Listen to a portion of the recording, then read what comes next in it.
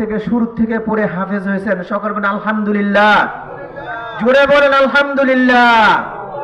এর চেয়ে বড় হুমায়ুন কাকার আর কি সৌভাগ্য হতে পারে? নিজের ছেলে আজকে পাগড়ি নিতেছে, হ্যাঁ নিজের ছেলে হাফেজ হয়েছে। হ্যাঁ সানিকে আমি বারবার বলতাম, ভাই তুই কিন্তু যাইস না এখান থেকে, তুই লড়িস না, যত কষ্ট হয়। আমি একদিন সকালে ফজরের নামাজের আগে তার যত সময় দেখি সানি পড়া পারে না, সানিকে মারতেছে হুজুরে, আমি খুশি হয়েছি। আমি সানি বাগিস না, যাস না, লাগিয়া থাক। আজকে ইনশাল্লাহ হাফেজ হয়ে গেছে কষ্ট করতে করতে। ইনশাল্লাহ সানির জন্য, আমাদের এলাকার ছেলে সানির জন্য সকলে দোয়া করবেন। সানির জন্য কি করবেন? সকলে দোয়া করুন, আল্লাহ পাক যেন কবুল করে। আর আমাদের সন্তানদেরকে আমরা চেষ্টা করব যে দিনের পথে রাখতে, কোরআনের পথে রাখতে, কোরআনের পক্ষে থাকতে। ইনশাল্লাহ রাজি আছি না? আল্লাহ পাক এখন সানিকে পাগড়ি প্রদান করবে। দ্বিতীয় মোহাম্মদ জিহাদ পিতা ফিরোজ খান, দত্তের গাঁও শিবপুর নরসিংদী। আমাদের ছেলেটা খুবই আল্লাহওয়ালা, খুবই মেহনত করছে কোরআনের জন্য, খুব সুন্দর হয়েছে। কিছুদিন আগে শিবপুর থানার ভিতরে একটা প্রতিযোগিতা হয়েছে, আমাদের এই মাদ্রাসা 3 নম্বর হয়েছে। এই ছেলেটা শিবপুর থানার ভিতরে প্রতিযোগিতা, আমাদের এই মাদ্রাসা 3 নম্বর হয়েছে। আগে তো জানেন পুরা মনোদ্বীপ ভিতরে কয়েকটা থানা মিলে প্রতিযোগিতা, আমাদের ছাত্ররা এখানে ফ্রি স্টেজ নিয়ে আসছে। হ্যাঁ আমি শুই না খুশি, ইয়া দিয়ে নিয়ে আসছে, নসিমন দিয়া।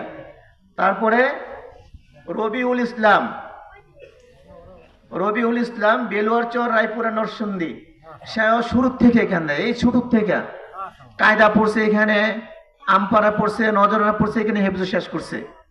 হ্যাঁ রবিউল ইসলাম, এদের জন্য দোয়া করবেন, আল্লাহ পাক যেন তাদেরকে কবুল করে।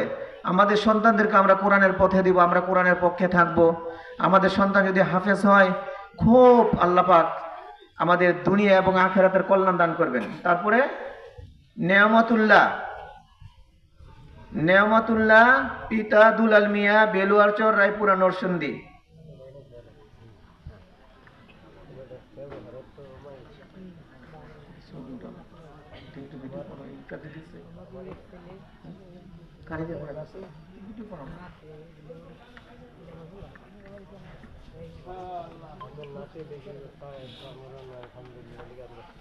তারপর নাইম আতাউর রহমান বেলুয়ারচর রায়পুরা। এই দেখেন এখানে সে কায়দা পড়ছে, আমপাড়া পড়ছে, হেফজ শেষ করছে, আজকে পাগড়ি নিয়ে যেতেছে। 2 মাসে 6 পারা পড়ছে, 2 মাসে। কতটুক বয়সকে? 10 বছর। আল্লাহ পাক কবুল করে নিয়েছেন। আল্লাহ তাআলা নাইমকে কবুল করেন, যারা হাফেজ হয়েছে তাদেরকে কবুল করেন। তাদের জন্য সকলে দোয়া করবো আল্লাহ পাকের কাছে, যেন তাদের দ্বারা এরকম দিনী খেদমত হয়, এরকম কোরআনের খেদমত হয়, এই প্রতিষ্ঠান যেন আরো বড় হয়, এই প্রতিষ্ঠানের উসিলে যেন এলাকাবাসী মাফ করে দেয়। কোরআনের অনেক বরকত, আপনারা তো জানেন। যদি কোনো জায়গায়, কোনো এলাকায় কোনো কোরআনের প্রতিষ্ঠান থাকে, ওই এলাকার উপর আল্লাহ তাআলার আযাব গজব আল্লাহ পাক দূর করে দেন, ওই এলাকা আল্লাহ পাকের রহমত নাজিল হইতে থাকে। তো এখানে যেখানে কোরআন তেলাওয়াত হয়, যেখানে আল্লাহ পাকের জিকির হয়, জানেন হযরত